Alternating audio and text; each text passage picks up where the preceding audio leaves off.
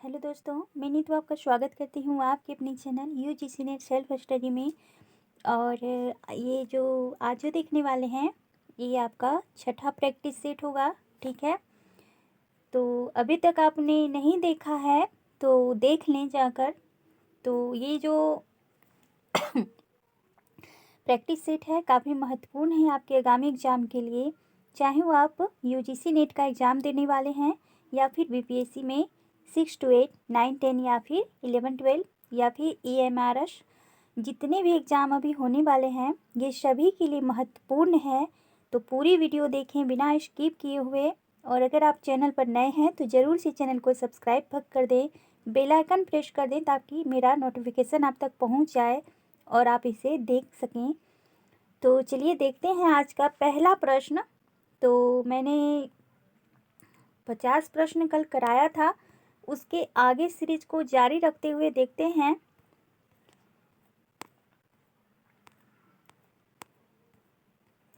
चलिए तो आज का पहला प्रश्न देखते हैं। 50 प्रश्न तक मैंने करा दिया था कल, तो नहीं देखे हैं तो ज़रूर से देख लें।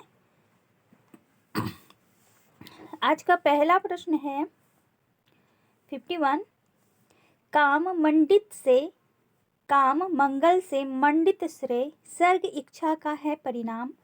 तिरस्कृत कर उसको तुम भूल बताते हो और सफल भवधाम। तो उपयुक्त काव्य पंक्तियां जो है, पहले तो ये कमायनी से है, ये आपको ध्यान में रखना है। किस वर्ग से यानी कि किस सर्ग से, यहाँ पे वर्ग दिया गया है लेकिन सर्ग, तो कमायनी में टोटल 15 सर्ग हैं। तो किस सर्ग से ये पंक्तियां उद्धृत है तो ये आपको बताना है। तो ये बहुत ही महत्वपूर्ण पंक्ति है, पूछी जाती है, कई एग्जामों में पूछी गई अभी तक। तो पहले तो आपको पंक्ति ध्यान में रखना है कि ये कमायनी का है और कमायनी का जो प्रकाशन वर्ष है कब हुआ है तो ये 1935 ईस्वी में हुआ है। तो ये भी आपको ध्यान रखना है। किसकी है तो जयशंकर प्रसाद जी का है। कितने सर्ग हैं तो टोटल 15 सर्ग हैं। तो ये भी आपको ध्यान में रखना है। कौन कौन से सर्ग हैं ये भी आपको ध्यान में रखना है, क्योंकि यहाँ से तो कमायनी से तो 100% श्योर हूँ कि प्रश्न आने ही वाले हैं, चाहे वो कोई भी एग्ज़ाम हो, क्योंकि महत्वपूर्ण रचना है ये। तो पहला जो ऑप्शन है वासना है। देखते हैं अन्य ऑप्शन पे।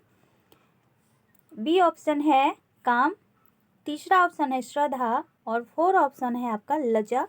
तो ये जो पंक्ति है ये श्रद्धा सर्ग से ली गई है। चलिए अगला प्रश्न देखते हैं। चलिए अगला प्रश्न है निम्नलिखित में से जयशंकर प्रसाद का कौन सा नाटक कलहन की राज तरंगनी पर आधारित है। तो ये आपका विशाख हो जाएगा। ठीक है, और अन्य देख लेते हैं। राजश्री जो है ये 1915 ईस्वी की रचना है। जन्मजय का नाग यज्ञ 1926 की है। ठीक है, अजात शत्रु जो है ये 1922 ईस्वी की है। ठीक है, और विशाख जो है ये 1921 ईस्वी का है। तो ध्यान रखना है सभी प्रकाशन वर्ष को, और ये सभी जयशंकर प्रसाद के नाटक हैं, तो ध्यान रखना है। चलिए अगला प्रश्न देखते हैं। इनमें से किस कवि ने सतसई की रचना नहीं की। तो किसने नहीं की तो ये बेनी प्रवीण ने नहीं किया है, बाकी बात रसनिधि ने किया है, वृंद ने किया है, भूपति ने भी किया है। तो डी ऑप्शन आपका राइट होगा। चलिए अगला प्रश्न है भ्रमर दूत है। भ्रमर दूत के रचनाकार कौन है तो ये है सत्यनारायण कवि रत्न जी। तो ध्यान रखना है, काफ़ी महत्वपूर्ण रचना है। चलिए अगला प्रश्न है इनमें से किस कवि ने प्रबंधात्मक वीर काव्य की भी रचना की है। तो किसने की है तो ये पद्माकर भट्ट द्वारा भी किया गया है। चलिए अगला प्रश्न है हजारी प्रसाद द्विवेदी के अनुसार निम्नलिखित संप्रदायों का सही अनुक्रम ये आपको बताना है यहाँ पे। तो सबसे पहले आपका श्री संप्रदाय आ जाएगा, ब्रह्म संप्रदाय, रुद्र संप्रदाय, शनकादिक संप्रदाय। तो सी ऑप्शन आपका सही होगा। तो इसके जो संस्थापक हैं ये सभी के, तो ये भी आपको ध्यान में रखना है। श्री संप्रदाय रामानुजाचार्य, ब्रह्म संप्रदाय जो है माधवाचार्य, रुद्र संप्रदाय विष्णु स्वामी, और शनकादिक जो संप्रदाय है वो जो है निम्बारकाचार्य। तो सभी को ध्यान में रखना है। साथ ही चलिए अगला प्रश्न है, कालक्रम की दृष्टि से निम्नलिखित काव्य कृतियों का सही अनुक्रम आपको बताना है। तो यहाँ पे पहले तो आ जाएंगे आपके, तो रसलीन ही पहले आएंगे क्योंकि व्यंग्यार्थ कौमुदी नहीं आएंगे, विरह वारिश तो बाद में ही आएगा, मधुप्रिया भी बाद में आएगा। तो ए ऑप्शन आपका यहाँ पे सही होगा क्योंकि अंग दर्पण रसलीन का है, विरह वारिश बोधा का होगा, व्यंग्यार्थ कौमुदी जो है प्रताप शाही का, और मधुर प्रिया जो है मधुर प्रिया, चलिए मैं बाद में बताती हूँ, याद नहीं आ रहा है मुझे। चलिए अगला प्रश्न है, निम्नलिखित में से कौन सा नाटक प्रेमचंद्र के प्रसिद्ध उपन्यास पर आधारित है? तो कौन सा है? तो ये सूरदास है। और श्वेत कमल, युगे युगे क्रांति और वंदनी, तो अन्य को भी ध्यान में रखना है, युगे युगे क्रांति किसकी है, वंदनी किसकी है, श्वेत कमल किसके हैं। तो सभी ऑप्शन इसमें महत्वपूर्ण है। अगला प्रश्न है कि भक्तमाल में दिए गए रामानंद के प्रथम 4 शिष्यों का सही अनुक्रम आपको पहचानना है। तो कौन से हो जाएंगे? तो पहले सुखानंद, नरहरियानंद तो नहीं होंगे, तो इसमें जो बी ऑप्शन आपका राइट होगा। सब पहले आएंगे अनंतानंद, उसके बाद सुखानंद, उसके बाद सुरानंद, उसके बाद नरहरियानंद। और ये नरहरियानंद जो थे ये जो तुलसीदास के गुरु हैं, तो इसलिए सबसे बाद में आएंगे, और ये अनंतानंद पहले आएंगे, तो ध्यान रखना है। अगला प्रश्न है कि काव्य शोभायाम कर्तारो धर्म गुना, तो किसकी पंक्ति है ये, किस आचार्य की उक्ति है? तो ये जो है ये वामन जी की है। और इनका टाइम पीरियड कब है? तो वामन जी जो हैं ये 11वीं शती के हैं, ठीक है, 11वीं शती के हैं। मम्मट भी 11वीं शती के मध्य ही माने जाएंगे, और आनंदवर्धन जो है ये 9वीं शती के मध्य हैं। विश्वनाथ जो है ये 14वीं शती के माने जाएंगे, तो ध्यान रखना है सभी को। चलिए अगला प्रश्न है, जहाँ समानार्थक विशेषणों से प्रस्तुत के वर्णन द्वारा अप्रस्तुत का बोध कराया जाए वहाँ कौन सा अलंकार होगा? तो ये समासोक्ति अलंकार होगा। तो यहाँ कुछ टाइपिंग मिस्टेक है, तो इसको नहीं देखना है, मैं बता रही हूँ समासोक्ति अलंकार होगा, क्योंकि ये जो प्रैक्टिस सेट है बहुत ही कम टाइम में मैंने सेट किया है, टाइपिंग करने में भी टाइम लगता है, तो इसीलिए थोड़ा सा टाइपिंग मिस्टेक हो गया, लेकिन मैं सही सही बता रही हूँ, तो उस पर ध्यान रखना आपको, ठीक है। चलिए अगला प्रश्न है, निम्नलिखित में से कौन प्रपद्यवादी? तो पहले प्रपद्यवादी अन्य नाम उसका क्या है? तो इसे ही नकेनवाद कहा जाता है, प्रपद्यवादी को नकेनवाद भी कहा जाता है। और ये नकेनवाद जो है ये 3 नामों से, बिहार के ही है, 3 नामों से बनकर आए हैं।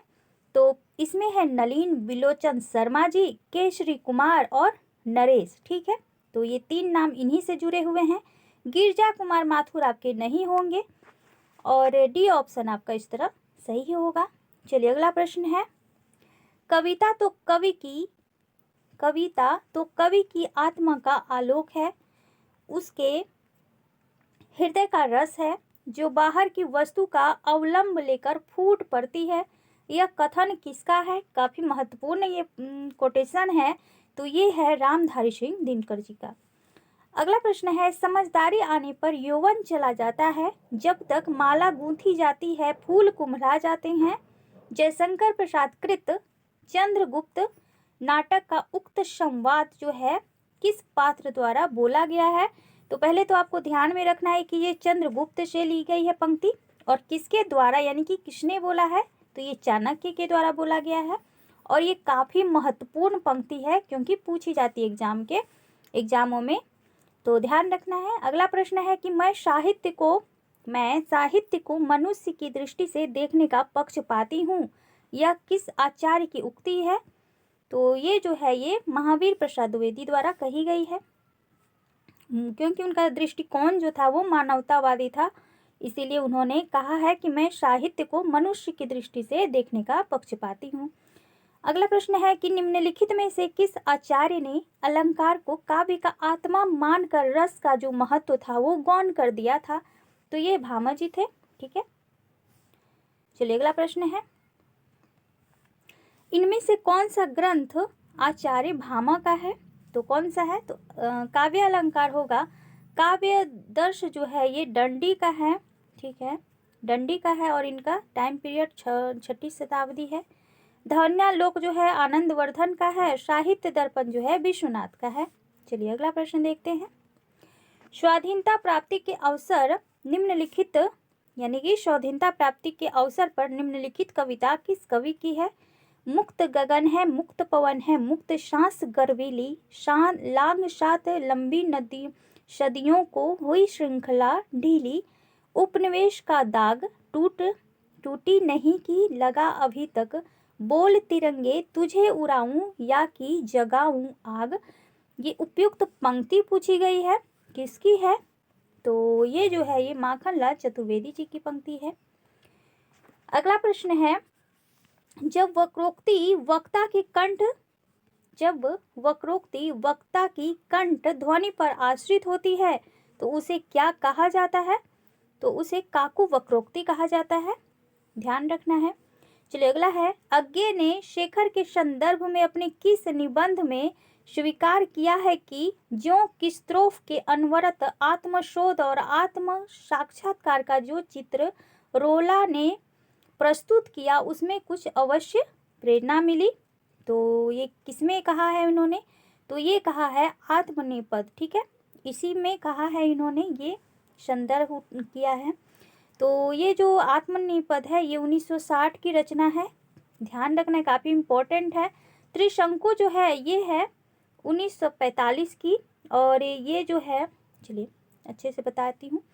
तो त्रिशंकु जो है ये 1945 ईस्वी की है, और आत्मनेपद जो है ये 1960 की है। धार और किनारे 1982 का है, और अद्यतन जो है 1977 का है। तो ध्यान रखना है, तो ये इसका सही आंसर बी होगा। चलिए अगला प्रश्न है, आज इस पराजय की वेला में सिद्ध हुआ झूठी थी सारी अनिवार्यता भविष्य की, केवल कर्म सत्य है, मनुष्य मानव जो करता है इसी समय उसी में निहित है भविष्य युग युग का।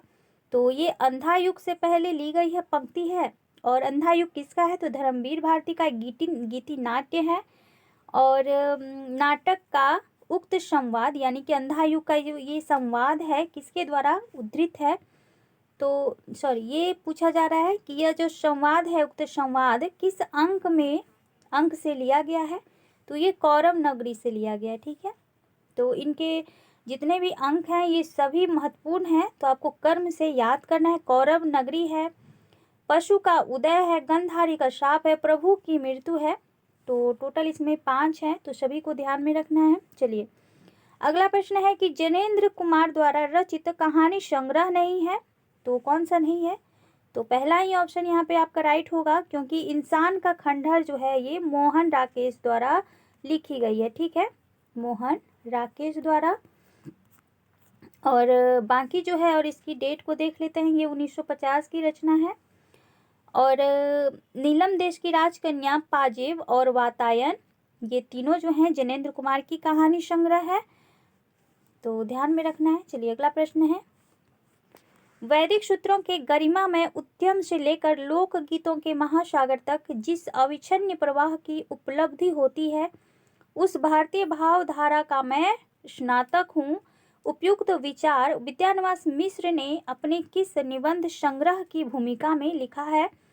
तो पहले तो ध्यान में रखना है कि जो कोटेशन है किसकी है? तो विद्यानिवास मिश्र की है। किसकी भूमिका में उन्होंने अपना लिखा है? तो पहला ऑप्शन है देश धर्म और साहित्य, तो ध्यान रखना है उन्हीं का है ये। अगला ऑप्शन है पीपल के बहाने, सी ऑप्शन है चितवन की छाह में शिरीष की याद आई, तो ये सभी उन्हीं का है, लेकिन जो आपका ऑप्शन होगा सी ऑप्शन राइट होगा आपका। और चितवन का छाह जो है 1953 की रचना है, और शिरीष की याद आई 1995 की ये रचना है। काफ़ी महत्वपूर्ण रचना है ये शिरीष की याद आई, तो ध्यान रखना है, सी ऑप्शन आपका राइट होगा। चलिए अगला प्रश्न देखते हैं। डॉक्टर गोपाल राय के अनुसार हिंदी में नॉवेल के अर्थ में उपन्यास पद का प्रयोग किसने किया था? तो ये भारतेंदु हरिश्चंद्र ने किया था, डॉक्टर गोपाल राय के अनुसार बोल रहा है, ठीक है। चलिए अगला प्रश्न है, पांडे वेचन शर्मा उग्र द्वारा रचित उपन्यास नहीं है, तो कौन सा नहीं है? चंद हसीनों के खतूत, इन्हीं का जो है पत्रात्मक शैली में ये लिखा गया है। दिल्ली का कलंक नहीं होगा, ठीक है, तो बी ऑप्शन आपका राइट होगा। माँ की बात, चंद हसीनों का खतूत इन्हीं का है, बुधवा की बेटी इन्हीं का है, दिल्ली का दलाल इन्हीं का है, जो दिल्ली का कलंक है ये ऋषभ जैन का है, ऋषभ चरण जैन का है, तो बी ऑप्शन आपका नहीं होगा, राइट होगा। चलिए अगला है कि कर्नाटक कबीलों के जीवन पर आधारित, अर्थात के विविध पक्षों को, जो पक्षों पर आधारित उपन्यास है कर्नाटक कबीलों पर, तो ये है कब तक पुकारूं। ये रांगे राघव का 1997 ईस्वी की ये रचना है, तो ध्यान रखना है। बाकी बात किस्सा गुलाम होगी आपका रमेश चंद्र शाह का, कोई अजनबी नहीं, ये वेद प्रकाश का है, और नरक कुंड में वास जो है ये चलिए मैं भूल रही हूँ, कोई चंद्र हैं, जगदीश चंद्र का, ठीक है, तो ये सभी का मैंने बता दिया। चलिए अगला प्रश्न है, अरुण और मधुलिका किस कहानी के पात्र हैं? तो ये पुरस्कार कहानी के पात्र हैं, और बाकी आकाशदीप आपके यूजीसी नेट के एग्जाम में भी लगी हुई है सिलेबस में, तो 1928 की ये रचना है। बाकी डी ऑप्शन आपका यहाँ पे राइट होगा।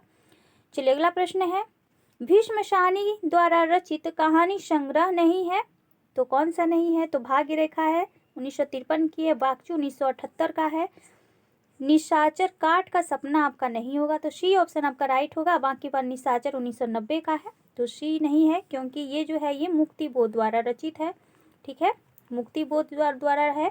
काट का सपना 1964 की रचना है। चलिए अगला प्रश्न है, आधुनिक ईरान की पृष्ठभूमि पर रक्त रंजित इस्लामिक क्रांति का चित्रण किस उपन्यास में किया गया है? तो पहला ही ऑप्शन है 7 नदियां एक समुंदर। चलिए अगला प्रश्न है, कहाँ जाऊं हर दिशा में मृत्यु से भी बहुत आगे है, अपरिमित दुनिया है।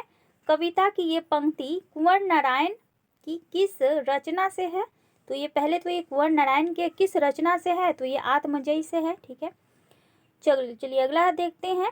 तो ये एक ध्यान रखना है, ये सभी जो रचनाएं हैं ये इन्हीं की है, कुंवर नारायण जी का। अगला प्रश्न है कि चौपट चपेट और मयंक मंजरी नाटकों के, ये नाटक हैं एक, जो इस तरह के जो है चौपट चपेट जो है, चौखे चौपदे और चूखे चौपदे, इस तरह के जो रचनाएं हैं ये हैं मैथिली शरण गुप्त जी का, ठीक है। लेकिन ये नाटक जो है चौपट चपेट और मयंक मंजरी, ये किशोरी लाल गोस्वामी जी का है, तो मिलता जुलता कुछ है, तो इसीलिए कंफ्यूज करने के लिए दे सकता है। चलिए अगला प्रश्न है, इनमें से कौन सा वर्ण स्वर है? तो अंग और आ, ये तो अयोगवा है, लौ है आपका लुंठित हो जाएगा, ए आपका सही हो जाएगा, ठीक है, अय। इनमें से ओ का उच्चारण स्थान पूछा गया है, तो ये कंठोष्ठ होगा। चलिए अगला प्रश्न है, शब्दकोश में सबसे बाद में कौन सा वर्ण आता है? तो सबसे भ ध और झ तो आ जाता है, ये ह जो है ये सबसे बाद में आता है, और ये ऊष्म व्यंजन के भी अंतर्गत आता है ह। जिन वर्णों के उच्चारण में अन्य स्वरों की सहायता नहीं लेनी पड़ती है उन्हें क्या कहा जाता है? तो उसे मूल स्वर के अंतर्गत रखा जाता है। अगला है कि हिंदी के जिन वर्णों का उच्चारण करते समय केवल श्वास का प्रयोग किया जाए उन वर्गों को कहा जाता है? तो अघोष कहा जाता है, उसमें उतार चढ़ाव नहीं होता है।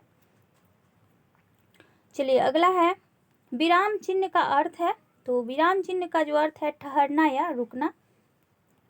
अगला है कि अल्प विराम चिन्ह कौन से हैं? तो यहाँ आपको शायद नहीं दिख रहा होगा, तो ऐसे होते हैं अल्प विराम जो नीचे लगते हैं, तो यहाँ पे आपका सी ऑप्शन राइट होगा। चलिए अर्ध विराम पूछा जा रहा है, तो अर्ध विराम आपका ए है, जैसे ऐसे होता है और इस तरह का जो चिन्ह आता है ये अर्ध विराम होता है। योजक चिन्ह होता है, तो ये होता है वो योजक चिन्ह, तो ये ऑप्शन आपका राइट होगा। अगला है विवरण चिन्ह को पहचानिए, तो विवरण जो है इस तरह होता है, तो बी ऑप्शन आपका राइट होगा। अगला है कि पूर्ण विराम चिन्ह को पहचानिए, तो पूर्ण विराम डी होगा, ऐसे जो लास्ट में लगता है तो इसे पूर्ण विराम कहा जाता है। अगला है कि प्रश्नवाचक चिन्ह पहचानिए। तो ये सभी को पता है, प्रश्नवाचक चिन्ह इस तरह होते हैं, तो सी ऑप्शन आपका राइट होगा। अगला है कि जब किसी कथन का ज्यों का त्यों प्रयोग किया जाता है तो कौन सा चिन्ह प्रयुक्त होता है। तो ये होता है, यहाँ पे कोई ऑप्शन नहीं है इसमें, ठीक है, क्योंकि ज्यों का त्यों बोल रहा है तो यहाँ उदाहरण चिन्ह जो होता है एक, तो वही होगा, लेकिन इसमें नहीं है। चलिए अगले प्रश्न की तरफ बढ़ते हैं। वाक्य पूर्ण होने पर कौन सा चिन्ह प्रयुक्त होता है। तो जब वाक्य पूर्ण हो जाए तो ये पूर्ण विराम ही होगा। अगले प्रश्न को देखते हैं। किसी नाम को संज्ञा कहते हैं जैसे राम, श्याम, यहाँ कौन सा चिन्ह प्रयुक्त हुआ है। तो ये अल्प विराम प्रयुक्त हुआ है इस तरह के। चलिए अगले प्रश्न को देखते हैं। राम जाता है, इस वाक्य में कौन सा चिन्ह प्रयुक्त हुआ है। तो यहाँ पे इस तरह होगा, तो ये पूर्ण विराम होगा। चलिए अगला प्रश्न है। श्याम पढ़ रहा है, इस वाक्य में चिन्ह प्रयुक्त हुए हैं। तो ये जो है ये पूर्ण विराम ही प्रयुक्त हुए हैं। अगला प्रश्न है। क्या राम खा रहा है। तो ये प्रश्न चिन्ह यहाँ पे लगा हुआ तो प्रश्नवाचक होगा। चलिए अगला प्रश्न है। कठिन शब्दों को स्पष्ट करने के लिए किस चिन्ह का प्रयोग किया जाता है। तो ये कोष्टक का प्रयोग किया जाता है इस तरह के, ठीक है, इस तरह के। चलिए अगला प्रश्न है। ऋग्वेद का सही संधि विच्छेद क्या होगा। तो ये होगा ऋक धन वेद, तो सी ऑप्शन होगा। तो आज टोटल मैंने 50 प्रश्न कराया है और आगे का सीरीज इसी तरह मैं कंटिन्यू लेकर आने वाली हूँ। तो बने रहें मेरे साथ आगामी एग्जाम की तैयारी के लिए, क्योंकि यहाँ जो प्रश्न आपको मिल रहे हैं काफ़ी इम्पोर्टेंट हैं कोई भी एग्जाम के दृष्टिकोण से, तो ज़रूर से देखें। और अगर आप चैनल पर नए हैं तो ज़रूर से चैनल को सब्सक्राइब भी कर दें, शेयर भी करें, लाइक भी करें। चलिए थैंक यू सो मच, फिर मिलते हैं एक नए वीडियो के साथ, तब तक बने रहें मेरे साथ।